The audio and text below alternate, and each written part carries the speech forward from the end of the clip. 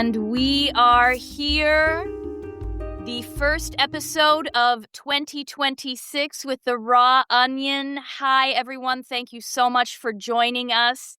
This is January 2nd. We are starting strong. Wonderful, wonderful news for you. We're starting with an incredible guest today. And I am beyond thrilled, as I know Yoshie, our incredible co-host and co-pilot here, is as well. We're very fortunate to have Sara Wald with us today. Sara is a former social worker and journalist with a passion for mental health, advocacy, and education. Her professional life has been an exciting mix of human services, writing, editing for 20 plus years, in the academic space, nonprofit, media, and corporate sectors. Her resume goes on in incredible, incredible work. She has a BA in social work from the University of Montana and a master's in journalism from Michigan State University.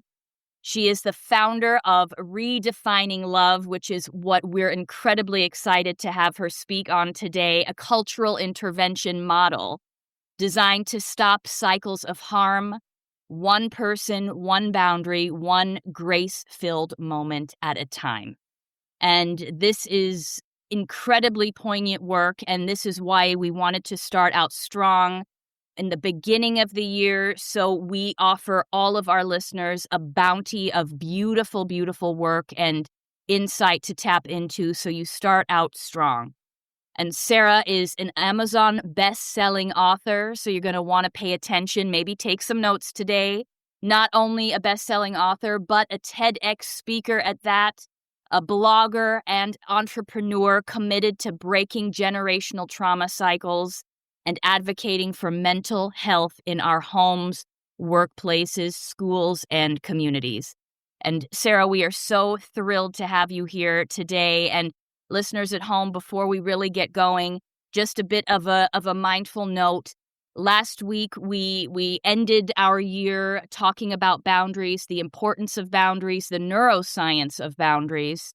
And, you know, when the past comes back to haunt us, so to speak, what we do about it, how we can have a laugh about it. But really, this episode is an expansion on last week's, okay? We're going a little deeper with expert voice here now with Sara and really honing in on her niche and her incredible insight into this topic. So everybody sit down, enjoy, get a cup of tea or coffee, your favorite beverage, and really relax and get ready to receive some unbelievable insight as we dive into the importance of boundaries and how that's going to work for us in 2026. All right. So, Sara Wald, thank you so much. How are you today? And welcome to the Raw Onion. Thank you. I'm great, and I am so happy to be here. Thanks for having me. Oh, we're thrilled. We're thrilled. And we trust your New Year's was somewhat drama-free and with your good intentioned boundaries in place? Yes, it was very quiet. I'm not a New Year's person. Like, I just have never wanted to do a big party situation. So, yeah, it was exactly what we wanted. It was nice and quiet. Perfect. And just for the listeners at home, you are from and living in Montana. Montana. Yep. So we are in Montana. We live in Billings, which is the biggest city, and I'm using quotations on that because city is relative. And Montana is, for anyone listening and who has not been there, cold, cold, cold right now. And I'm in LA. We're getting over some rain, but I don't think it holds a candle to the weather up in Montana. So, well, and honestly, looking out my window now, it's been beautiful. It's in the 50s, which might sound cold to you, but in LA, but to us, this is like shorts weather in the middle of the winter. So we're kind of spoiled right now. Well, and you're talking to an acclaimed wimp with weather. So absolutely, you win that prize. I have ultimate respect for people who can brave actual winters. And, you know, that being said, I mean, obviously when we're indoors, when there's holiday time coming, and this is something that we had talked about in this past month, holidays and the new year, there's a lot of reflection that people do. There's a lot of challenging sort of time that we all kind of go through. A lot of times this is sort of deemed a really beautiful, fresh, incredible start, and a lot of people are excited, rearing to go. But then there's another side of it where there's a lot of feeling and a lot of emotion that's wrapped up in this time of year too. And that's sort of a focus that we've tried to expand on over the past few episodes. But being that we're still here, January 2nd, everything is really fresh and new. You know, what we had talked about last week with people coming in and out of our lives and what we feel we are obligated to do for them or with them, or the space that they take up in our lives. To say no to that, to be okay with saying no to that. How are we dealing with conflict? These are things that I kind of feel beginning of the year when we're setting out for making good resolutions. These are the things that sort of take us backwards and oftentimes even paralyze us from making those new bold moves because we're feeling guilty. We're feeling, oh God, maybe I don't want to hurt the person's feelings. All of these things, right? And I know you are an absolute expert in this space. I would love to hear what your thoughts are around this sort of momentum when someone's making the decision, I'm going to change, I'm going to make some great new choices for myself. And how do people do that to make those choices stick? So, such a great conversation and very timely. Every year when I've for several years now, I repost a blog post that I wrote, I think in 2019, but it's called Holiday Permissions. And it's really important to me that people recognize that over the holidays, they have a say in what they do with their time and their energy and their resources. And it really has to do with self-awareness is at the core of the work that I do. When I talk about boundaries, it's kind of a buzzword right now. And I think people think good boundaries is saying no. And that's what it is. And for me, it's so much more than that. It's an internal journey, really, to figure out this space that you take up in the world. And to do that, you have to be willing to look at your whole self and step into discomfort and do some things that we culturally and biologically are programmed to avoid, to fight, flight, freeze, you know? So the work that I do is really in helping people allow themselves to take up space. And at the holidays, it's so easy to get taken kind of back in time. And even if we, the rest of the year, are great about taking care of ourselves over the holidays, we feel like, oh, it's Christmas. We kind of should ourselves to death. And January, where we're at now, is often the time where all the shame sets in. I mean, we take the shoulds from the holidays and we magnify them, multiply them by 500 and say, well, now in 2026, I should do all these things. And then we set resolutions and we do all this stuff and that we kind of already know we're going to not do it.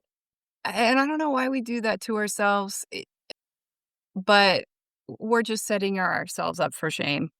So at this time of year, I like to give people permission to take up space, permission to do things that feel true to your integrity and true to your own emotional safety versus what you should do based on obligation and guilt. Obligation and guilt are incredibly unhealthy means of motivation. So yeah, that's kind of where I'm at for January. It's a good time to double down on your intentions versus doubling down on all the shoulds. You know, the should in life, I mean, where does the should even come from? You know, it's one of those questions where, and this has been talked about a lot, but it's such a deep topic, and the shoulding yourself or the guilting, and we've heard too in different spaces that guilt is really an aspect of if you really think that you have done wrong, and shame is when you have this conception or perception of yourself that somebody else thinks that you have done something wrong. So that kind of inner conflict of making an assumption, right, about what somebody else thinks that you should or shouldn't do when we go into this obligatory gray zone, and then versing that with guilt, which is really more of an internalized, and both are internalized, of course, but more of an internal kind of emotion that comes up. I don't know if you would agree with that. And if not, I would love to have a bit of a conversation around it, because I think a lot of times when you have this permission plus conflict equals guilt and shame, right? It's a very complex little box that we can trap ourselves in terms of then not being moving forward at all, being in paralysis analysis, like they say, of what move do I make? And is it for me or is it for someone else? And going back to that conflict of, all right, safety ultimately, and I'm sure we're going to talk a little bit about safety too, or the perception of safety, because what we're trying to do is, to your point, and I think this is a beautiful thing that you had just mentioned, is giving people permission. So please elaborate on what you mean by that in this, under this lens of how do you really give yourself permission? How does that even start? Because that to me seems like exactly what you said. It's beautifully put. That's step one. And how do you even begin? Yeah. Well, the first thing is, and in my work, I call it redefining love, is to think about all of these things as an act of love. So I think that a lot of times people feel like they are being mean if they set boundaries. They are being mean if they call people out on their stuff, or they're being mean even to internally acknowledge this person has hurt me. And because this person has hurt me, I don't feel safe emotionally, maybe physically, spiritually, whatever it is. And so the first step is to, and I mean, I make it sound so easy, like, just do this. I recognize myself how hard this is, because it's redefining love is a practice. It's not a skill that you learn and like multiplication, and then you just know how to do it.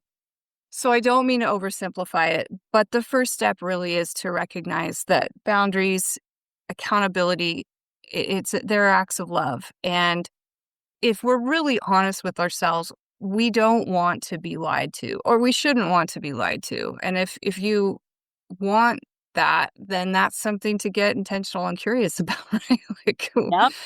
Like think about that for a minute. And it's amazing to me sometimes when I'm working with clients or groups where people have never thought about it one way or another. And how does it feel to be held accountable? How does it feel to hold other people accountable? And something that I haven't mentioned yet is that I keep talking about boundaries, accountability. Redefining love is built on framework of boundaries, accountability, and grace. I call them the 3 pillars, and they have to be applied both internally towards yourself and externally towards others. So when I talk about accountability, I'm never talking about only pointing fingers and saying, hey, you've screwed up here. I'm also talking about, it's a dual relationship. It's also looking inward and saying, how could I have done this better? What am I bringing to this situation? Before I don't mean to interrupt, but I am interrupting, I know, but this is so interesting. No, you're good. I just want to ask, because now I just want a little clarification. This is absolute gold. Question for you. Now, in terms of boundaries, accountability, and grace with your pillars. Now, looking inward and looking external, is that each one separate? So then is it a step by step that boundaries, we're going to work on boundaries. I look at myself first, and then I also look at the other. And we do that then with accountability, look at myself, look at the other, or is it all kind of under one umbrella? Such a good question. I actually have a workshop where I talk about that it isn't a step by step. You don't set boundaries and then get accountable and then have grace or any combination of that. It really is situational, and so that's where when I say it's a practice, it takes practice. So learning the framework so that in any given situation you can assess internally within yourself before you ever interact with the other person, you can think, okay, what do we need here? Do I need some accountability for myself? Do we need to just set boundaries right now, right up front with this other person? A lot of times I do start with boundaries only because it's the term that people are the most familiar with and the most comfortable with. But it isn't actually that simple. Sometimes you do need to start with boundaries because the other person is really pushing, but sometimes we have to start with boundaries for ourselves. And often, actually, for me, for example, if I'm going to be going into a situation where I know I'm dealing with a person that has challenged me historically in the past, I will give myself a little talking to before I ever get out of the car. Take a deep breath. Oh, I'm such a big believer in deep breaths. And think, okay, listening to my body, what am I feeling right now? All right, my heart is racing, I'm sweating. What is my body trying to tell me? And that's that self-awareness. Yep. And intention and curiosity are the two, how I frame that. And so get intentional, get curious what's going on for yourself before you ever even enter the situation. Well, so let's freeze that moment for a minute for everyone listening. So this is a great example. Hypothetically, let's say you're sitting in a car, you know that potentially there's going to be an uncomfortable interaction with somebody. You take and I don't know, is it fair to call it maybe a somatic moment for yourself? Absolutely, yeah. Is that fair to say that then? And can you maybe explain to the listeners to what somatic means to you? Because we get it, but I think that reference and that frame of mind can be incredibly helpful for people. So just walk people through how that moment of pre-meeting, let's say, with a potential rough interaction or uncomfortable, awkward interaction, that what does that somatic moment, what is it really doing? And explain why the body is really your main informant before your emotions or your brain even comes online. Why do we need to listen to the body first? Yeah. So somatics is really simply body self-awareness in more specifically nervous system self-awareness. And I think when people picture the nervous system, they picture your spine and your brain. And maybe your nerves, kind of snaking through your body. But in all reality, our nervous system is connected to everything else. So our nervous system is the one that's sending the warning at danger, danger. You're going to start sweating. Your heart's going to pound. You might feel a knot in your stomach. Everybody has their own thing. And I work with helping people identify those things. But for me, that's what I experience. Maybe I get really hot and kind of flushed. And so somatics is learning how to have a relationship really with your own body. And that is, it's so crucial, and it's something we're so far detached from in modern life. So how do you do that? Breath is my biggest, best friend. And I talk about it a lot. People who come to my workshops probably get sick of hearing about it, but it's worth reminder because when we're in that state, that's the time we're not listening. We've gone into that, what I call trauma brain, subconscious that has taken over that trauma response. So breath, what I compare it to, or the analogy that I use, is a saber-toothed tiger. Our nervous system is fairly unevolved, our primal nervous system. And still thinks that every threat we encounter is a saber-toothed tiger. So if you were walking and you encountered a saber-toothed tiger, we know about fight, flight, freeze, most of us, and then there's fawn and flop, and they keep adding more Fs to that. But I can think of a few other Fs too that yeah, having that moment. yes, exactly. And so, you're either going to run, you're going to hide, you're going to freeze in place out of fear. And what happens then? You hold your breath if you're frozen. Your breath comes really fast if you're fighting, if you're running. And so it seems so simple, but if you can calm your breathing and intentionally slow in through the nose, out through the mouth, do that 3 or 4 times, what you're telling your nervous system is the threat has passed. Because what happens when you're done running, when you're done fighting, when you're done hiding, your breath regulates again. And so that is the quickest, easiest way to get your conscious prefrontal cortex back online so that you can handle the situation the way you want to handle and respond versus just react from a primal place. So you mentioned something interesting just now, saying how you want to respond. Is that another piece of that proverbial puzzle, so to speak, to obviously we can never predict how anyone will approach us or will have a discourse with us. Expectations is a whole other conversation, which I'm sure would be equally interesting, but maybe for another time. But in terms of, let's say, pre-planning an outcome, or in terms of at least trying to predict, because we are essentially a bunch of predictive patterns, right? Our behaviors are really, and to your point, so ancient and almost autopilot. A lot of times we're not even realizing why we're doing what we're doing, but setting an intention to at least go into a situation in a certain way.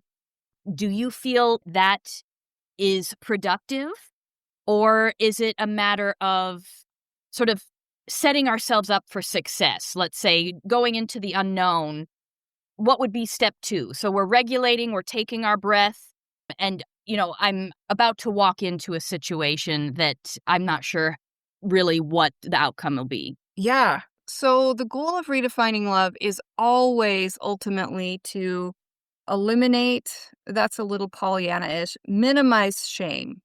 So when the less shame we carry, the more authentic we are for ourselves and for everyone around us. So for me, the ultimate goal is, how do we lessen the shame in this situation? And for me, that has to do with really living into our integrity. And the way that I look at integrity is, it's not just, I'm a good person, I don't steal, I don't, hurt Right. people physically. It's so much deeper than that. For me, integrity is really strong mental health. It really is at the core of all of it. And it is sort of the opposite of shame. So if you walk into a hard situation, say you have family of origin stuff and you go back for the holidays and you slip into all these old patterns, and even if it's just, oh, Sara is the passive one, Sara is, this and that, and Sara fits only in this little box, and that's who Sara is. And you've gone out into the world and you've worked really hard to become a fully fleshed human being, and then you go back for the holidays and all of a sudden you're 10 years old again, and you are that passive, in the box person, and you're going to leave feeling, gosh, I can't even be myself. And you might have resentment towards your family for keeping you in that box, but ultimately it's really yourself that you're beating yourself up. I'm such an idiot, the self-talk of, and that's that shame of, I can't maintain my integrity in the hardest, when it really push comes to shove, I can't maintain my integrity, my sense of self, and authentically live into that. And so the goal is to get yourself to a point where you feel confident enough to do that. And so that's the basis of where we're headed. So we've sat in the car, we've taken our deep breaths, we feel good about it, but then there's another step. You also need to manage those expectations, as you said, and set some intentions. So, no, you can't control the way other people are going to treat you, but if you can stay in that prefrontal cortex and continue to take deep breaths, not engage, and really hold a vision in your mind of who you're going to be throughout this. And then this is where the grace comes in. Also recognizing that this is really hard. This is really hard for all of us to get in these situations where we are just, as you said, on autopilot. And I use that phrase all the time too. This is rote memory, right? I mean, muscle memory, really. And you've probably, unless you're elderly, had more years of fitting into that box than not, maybe. And so give yourself that grace and say, hey, you know what? We're going to do our best here and we might slip, but ultimately this is the goal of where I want to be. And if I slip, then I'm going to learn from that. And so you're really engaged almost as an observer of self as you walk in there. And then it doesn't feel so personal. Like you've already kind of framed the situation in your mind, and then you might be pleasantly surprised and everything goes lovely, and accept that that's okay too. But you're more primed and ready for whatever is on the other side of that door. And then letting yourself listen to yourself and your body continually throughout, which is exhausting, which is why we fail and slip sometimes. And failure and slipping is a part of the human experience as well. So even the grace there. So it's really about staying present in your body and listening with intention throughout the experience. You know, what I'm hearing you say, and it's so fascinating because now in my mind, as I listen to you, I'm almost getting a visual of a circle, almost like a cycle. It's almost like a stress cycle in one snapshot of, how we ebb and flow with our emotions on a daily basis. So does our stress, right? And obviously, and you stated this, you've in your TEDx talk about how stress is really, incredible killer of so many things in our personalities, in our foundation as a human being. Stress is so, so dangerous. And it almost seems, now please jump in and correct me, but in my visualization of listening to you here, it's this very clean stress cycle, almost closing out with this, did I reach my goal of where I want to be in this experience? Is that sort of an accurate portrayal of, because even this proverbial saber-toothed tiger, right, where the breath sort of slows down after the threat is gone. And this process of boundaries, accountability, grace, redefining love, your program, the vital part of this also seems to include rest and that grace in rest and being able to tell yourself, wait a minute, I did it. And having that pattern shift in your brain too, because we know neurologically, right, we're patterned to expect the worst, especially if we're dealing with people or memories, right, that put our hairs up on end, that say, oh, I might be going into a real conflict zone here because historically this is what I know to be true. I'm taking it upon myself to shift that narrative for myself. And I think that's another thing I would love you to touch on. What are you doing the work for? Who are you doing the work for, right? Are you doing it obviously for your own well-being and for your own taking up space in the world? And how do you kind of adjust your thinking so you understand too that the other person might never shift? The other person might never get it. And that almost that culture versus conflict, right? Your familial culture, their heritage, all of this comes into play too, and you might never make a dent in their perspective. So how do you kind of negate this, hey, good job because I honored my goal of where I want to be today for this interaction, but I also might have really, really blown a few things up today too, unintentionally and with integrity, right? but it still might have done some damage. How can I be okay with that? Mhm. Well, I mean, I had so many thoughts while you were talking, and there's so many good directions we could go with this. The first one that I want to visit is that it's this ongoing process throughout.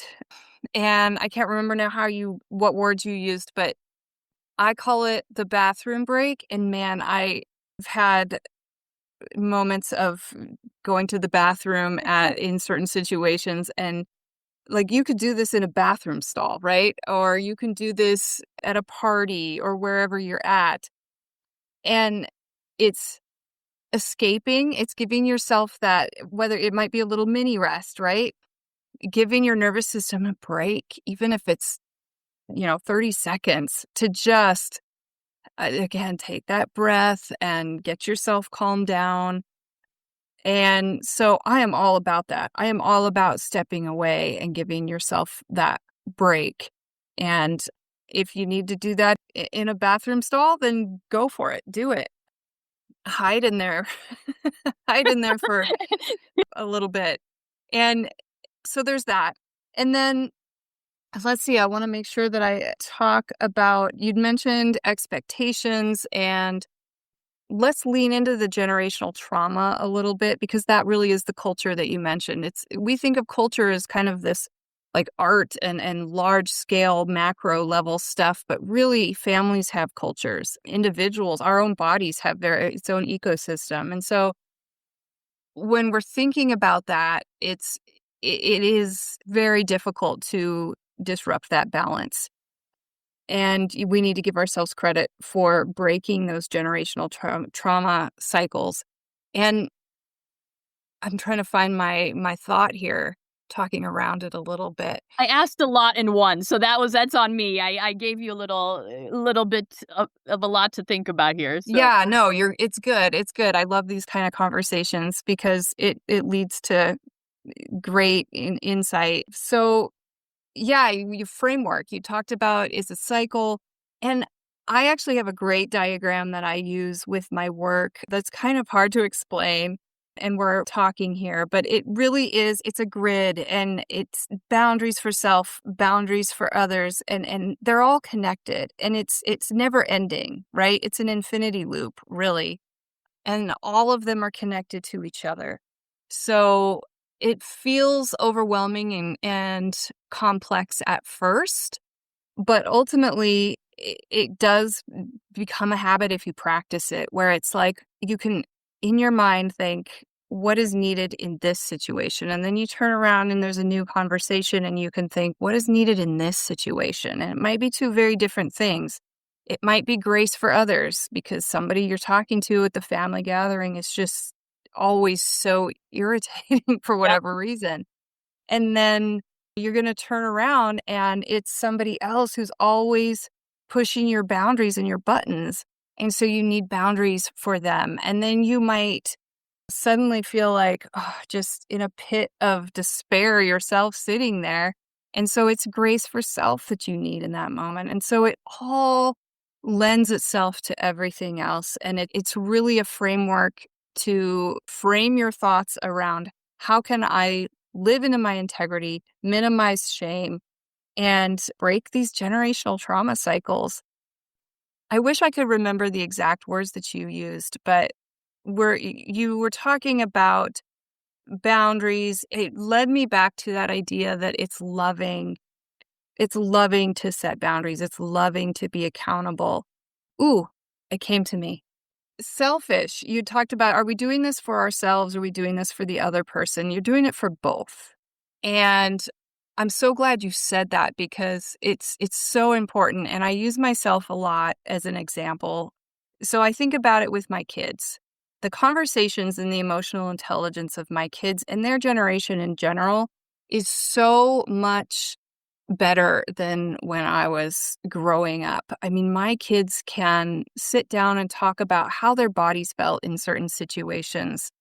When I make a mistake in, in my marriage or with my parenting or whatever it is, I can sit down with my kids and say, hey, I'm going to hold myself accountable here. Let's talk about this.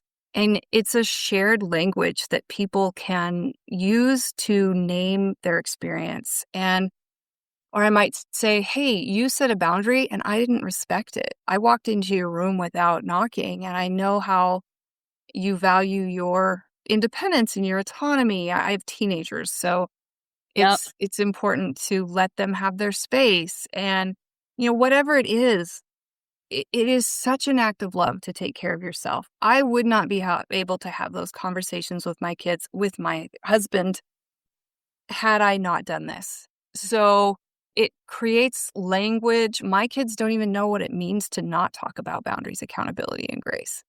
And it's a gift that you give to other people. And the gift of having, the people in your life see you set boundaries. That family gathering with the holidays, you probably have a cousin, a sibling, a sister-in-law, somebody that is feeling the same way that you are. They're feeling like they're trapped in a box. They're dreading these interactions, whatever it is. And to see you go in and be sure of yourself and live into your integrity. And it doesn't have to be a big production. It doesn't have to be like an announcement, like I'm living into my authenticity here. It doesn't even have to be all about you at all. It's just a quiet difference and letting somebody else see, wait, they're just being themselves. That's Woo. revolutionary in a system where everybody has a role, which is dysfunctional families. Everyone is given a hat they're supposed to wear. And if you take that hat off and try to put a different hat on, you're in trouble. Yep. You're So taking the apple cart up, right? yeah, right. And that's where you get the black sheep and the Yep. scapegoating and all those things. But who knows who you're inspiring by living into your own integrity and taking care of yourself. So I really want to reframe self-care from massages, and not that I love a good massage, right? But it's not Too. just facials and manicures. It's living into your own authenticity and doing it with confidence and grace. And how many people are going to learn and benefit from that if you do that? How much better will your kids' lives be? Will your partner's life be? Your friends, all of those things. Be someone that they look up to and admire. And then, that's that shame. You feel good about the person you are. And minimizing that shame is the whole goal. So, I mean, we're going to wrap up here in a few moments, but I think this sort of lens is so poignant to wrap on. And I say this for several reasons, because what you're sharing here, especially in terms of, let's say, and this is another sort of a buzzy thing right now of breaking the cycle, right? Where you do, by giving grace to yourself, you're also giving grace to the stories that were. And the fact that there's also a beauty in, thank you for sharing too, with boundaries, accountability, and grace. It's not even imaginable that it wouldn't be a part of your children's orbit. And that is it's a big deal because, this idea of, hey, trust that if there's, let's say, a conflict with your family of origin, or let's say with your parents or siblings, hey, trust that whatever that experience was led to this outcome of looking at how now the lineage is continuing on. So whatever was, there was a trust that you put in yourself to actually listen to yourself, give yourself grace. And perhaps this is, I don't mean to assume, but this could also be a moment of self-care where you say, wait a minute, I turned out pretty good. So for whatever experiences I had that were rough, and maybe there's always a bit of a conflict there with that group, it ended in me being me and having the self-awareness to call out what's working and also call out what isn't working, and making that intentionality to say, this is what I'm leaving behind with respect, but this is also what I'm intentionally bringing forward with my children, my family, and this is how we're moving on in a place of real strength. And that alone doesn't even have to be a New Year's resolution, right? That's just a way of living where you are eliminating shame then by default because you're just living intentionally. And to your point, yes, easier said than done, but that's why you did create the program you did. And for everyone that's listening, redefininglove.com, is that the website? The website is redefine-love.com. Yes, apologies. So, and we'll have that up on all of our platforms as well. Obviously, this would be an incredible program for everybody to try.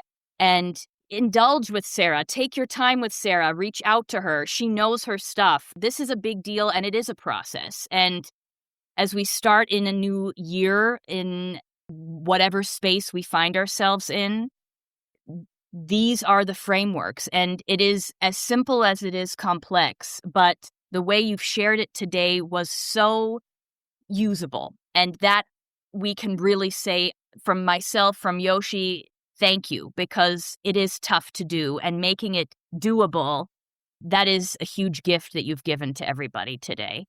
So I can't thank you enough. This has shifted my perspective on a lot of things. It's a big deal. It's a big portfolio of work you're doing, and it's brilliant. Well, thank you. That feels good. Thank you. I will receive that. Yeah, and I think that in closing, I always do this. I always try to close with grace, recognizing that it, as you mentioned, it is a practice. It is not. I think people hear me talk about it and they think, "Wow, she's got this dialed in." Nope. Every day, I've gotta take it one day at a time, just like everybody else. And some days I'm tired and I don't, maybe I don't feel good, whatever, and I have a not great day. And that's where all that grace comes in. So always round out with grace for yourself, for everybody else. We're all just doing the best we can with the tools we have. And just realize that if you're showing up and having this conversation with yourself, then you accomplish something that day. Well, and it all begins and ends with love, right? Absolutely. Yeah. Always. Thank you so much, Sara Wald. You have been incredible inspiration, and what a gift for the first episode of this year. I hope, and please, open invitation anytime you'd like to come back. It would be an honor. So thank you so much. Raw Onion listeners, thank you. And we will be back next week for another episode of our podcast here on everything neuroscience, boundaries, accountability, and grace with Sara Wald. Today, you have been an absolute delight. Thank you, thank you, thank you. Thanks for having me.